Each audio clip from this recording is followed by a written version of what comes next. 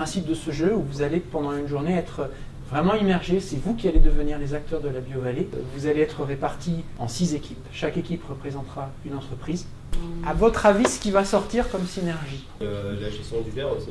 Gestion du verre. Les eaux usées. Gestion des eaux usées, ça concerne qui? Les compotes. Compote. Fromagerie. Compote en force. Et nous, le 1. Le 1, le 2. Ok, très bien. L'acteur numéro 1, c'est la communauté de communes.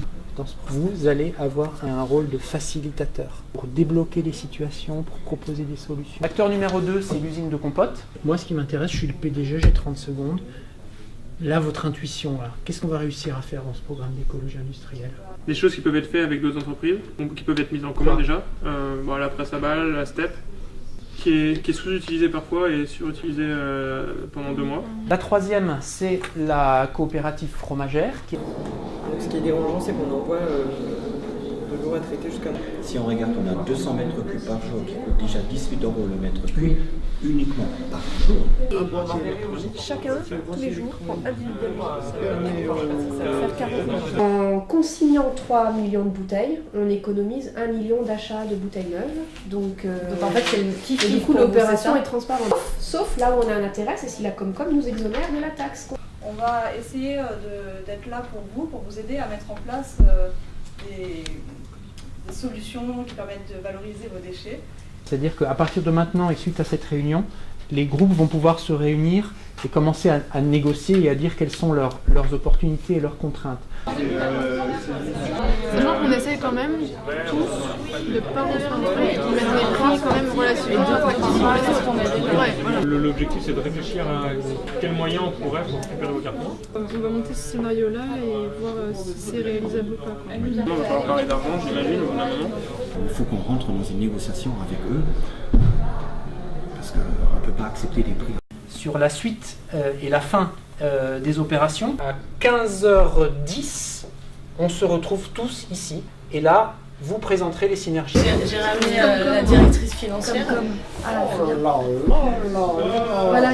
Nous, ce qu'on propose, c'est de prendre pendant 10 mois la totalité de vos effluents, intéressés par 50 000. C'est normal, parfait. Ça De nous prendre arrange vraiment tout Pendant 10 mois, ok. pour un tarif, 8 € pour rester Cohérent. Ah, c'est qui paye le transport? Parce que le transport, il nous coûte 16 € le mètre cube. Cube, là, tu t'es dit 78 000 mètres cubes, c'est ça? Je sais pas quoi. C'est-à-dire un nombre énorme par an. Oui. C'est-à-dire qu'en 3 mois, t'as rentabilisé tes cubes. Oui, non, je pense que... Ouais, parce que là, je...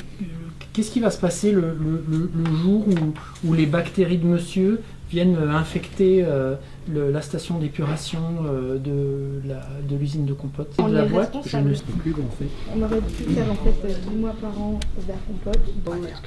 4 € le mètre cube. Vous essaierez d'avoir des camions citernes électriques? On va regarder. Ou alors C'était une très avec bonne des idée. moteurs performants, parce qu'on y tient nous quand même. Je mets transport.